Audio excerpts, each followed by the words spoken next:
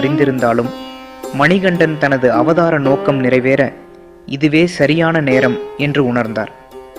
அவர் தனது வளர்ப்பு தந்தையிடம் விடை பெற்று புலிப்பால் கொண்டு வர காட்டுக்கு சென்றார். அவர் செல்லும் வழியில் தேவர்கள் அவரை சந்தித்து மகிழ்ச்சியால் தாங்கள் படும் துன்பங்களை எடுத்துரைத்தனர். காட்டிற்குள் சென்ற மணிகண்டன் அங்கே அராஜகம் செய்து கொண்டிருந்த மகிழ்ச்சியை எதிர்கொண்டார். மகிழ்ச்சிக்கும் மணிகண்டனுக்கும் இடையே கடும் போர் நடந்தது. மணிகண்டன் தன்னுடைய தெய்வீக சக்தியால் மகிழ்ச்சியை வீழ்த்தினார். மகிழ்ச்சி விழுந்த இடம் அழுதா நதிக்கரை என்று அழைக்கப்படுகிறது. தான் யாருடைய கையால் அழிய வேண்டும் என்று வரம் பெற்றாலோ அந்த ஹரிஹர புத்திரனால் தான் கொல்லப்பட்டோம் என்பதை உணர்ந்த மகிழ்ச்சி சாப விமோசனம் பெற்று அழகிய பெண்ணாக மாறினாள். அவள் ஐயப்பனை மணக்க விருப்பம் தெரிவித்தாள். ஆனால் ஐயப்பன் தான் பிரம்மச்சரிய விரதம் பூண்டவன் என்றும் தான் விரதம் இருக்கும் சபரிமலையின் இடப்பக்கத்தில் மாளிகைப்புறத்து அம்மனாக வீற்றிருந்து தன்னை நாடி வரும் பக்தர்களுக்கு அருள் புரியலாம் என்றும் அருளினார்.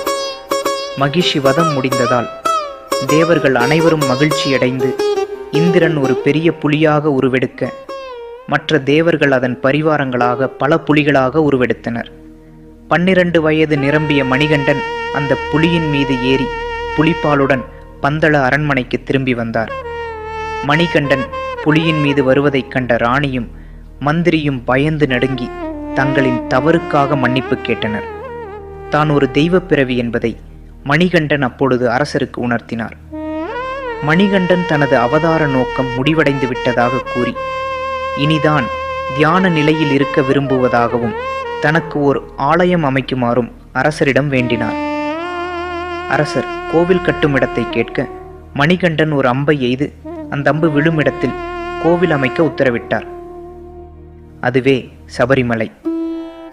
அகத்திய முனிவரின் ஆலோசனையின்படி பந்தள அரசர் ராஜசேகரன் 18 படிகளுடன் சபரிமலை கோயிலை நிறுவினார். ஐயப்பன் நித்திய பிரம்மச்சாரியாக சபரிமலையில் வீற்றிருந்து பக்தர்களுக்கு அருள் பாலிக்கிறார்.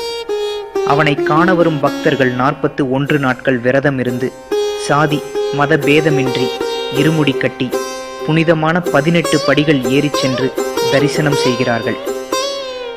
தர்மத்தின் பக்கம் நிற்பவர்களுக்கும் 41 நாட்கள் கடுமையான விரதம் இருந்து சரண கோஷத்துடன் இந்த 18 படிகள் ஏறி வரும் பக்தர்களுக்கும் ஸ்ரீ ஐயப்பன் நிச்சயம் அருள் பாலிப்பார். இந்த தெய்வீக கதை உங்களுக்கு பிடித்திருந்தால் லைக் செய்யுங்கள். உங்கள் நண்பர்கள் மற்றும் உறவினர்களுடன் ஷேர் செய்யுங்கள். மேலும் நீங்கள் சபரிமலைக்கு சென்றுள்ளீர்களா? அல்லது